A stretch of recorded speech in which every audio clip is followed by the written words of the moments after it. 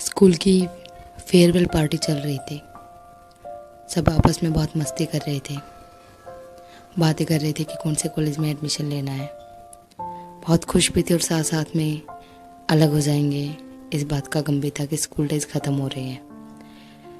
बहुत शोरगुल था, लेकिन रोहन चुपचाप बस गुंजन को देख रहा था, जो अपने फ्रेंड्स के साथ बैठी बातें कर रही थी।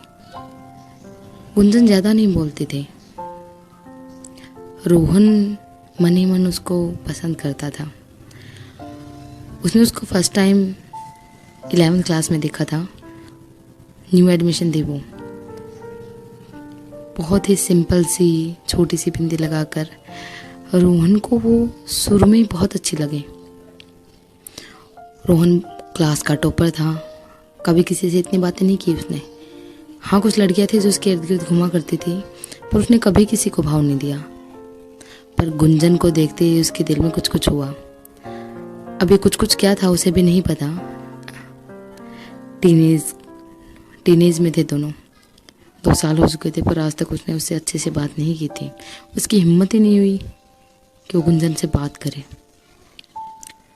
गुंजन कभी कभी उससे नज़रें मिला लिया करती थी। ऐसा लगता था जैसे गुंजन को पता है रोहन उसको पसंद करता है। रोहन ये सब सोच रहा था, तभी गुंजन उसके पास आके खड़ी हो जाती है और रोहन की सिट्टी पिट्टी गुम हो जाती है। तभी गुंजन बोलती है, हे रोहन, आज तो फेयरवेल पार्टी है, उसके बाद कौन से कॉलेज में एडमिशन लोगे तुम? रोहन को उम्मीद नहीं थी कि गुंजन आके उससे बात करेगी। रोहन सक पका जाता है। रोहन कहता है कि मैं देखूंगा। तब गुंजन कहती है कि अरे तुम तो वैसे भी टॉपर हो, तुम्हें तो कहीं भी एडमिशन मिल जाएगा, प्रॉब्लम तो हम जैसों की है। रोहन बोलता है, नहीं नहीं, तुम भी बहुत अच्छी हो, मुझे तो बहुत अच्छी लगती हो। तो गुंजन बोलती है, क्या? रोहन कहता है कि नहीं, तुम क्लास में अच्छी स्टूडेंट हो। वो खुद को संभाल ही नहीं पाता, वो ढंग से बात ही नहीं कर पाता गुंजन से। उसकी जो दिल की फीलिंग्स थी उसके चेहरे पर दिखने लग जाती है।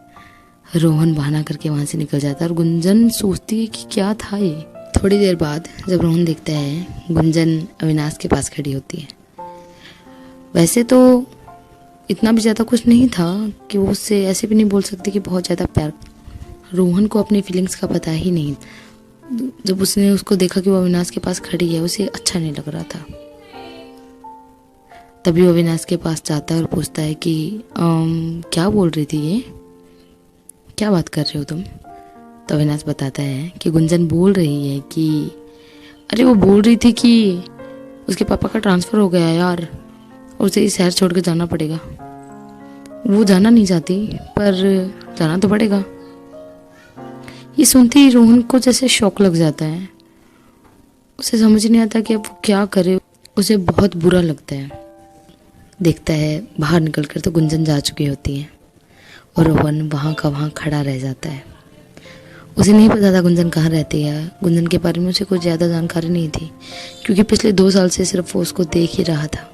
क्या रोहन और गुंजन आगे मिलेंगे? Want part 2? Please comment in comment section.